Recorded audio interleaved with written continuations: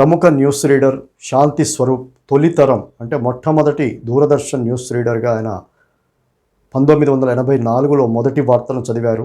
ఆయన ఈరోజు 2 రోజుల క్రితం ఆయన గుండెపోటుతో మరణించడం జరిగింది. అందరికీ కూడా తెలుగు రాష్ట్రాల్లోని ప్రజలందరూ కూడా ఆయనంటే తెలియని వారు లేరు. ఆయనకు ప్రజలందరి తరఫున శ్రద్ధాంజలి ఘటించుదాం.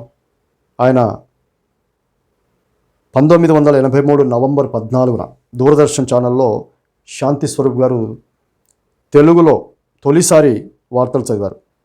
10 ఏళ్ల పాటు టెలిప్రాంప్టర్ లేకుండా పేపర్ చూసి వార్తలు ప్రజలకు వివరించారు. తొలి తెలుగు న్యూస్ రీడర్గా చెరగని ముద్ర వేశారు. 2011లో పదవీ విరమణ చేసే వరకు శాంతి స్వరూప్ గారు వార్తలు చదువుతూనే ఉన్నారు.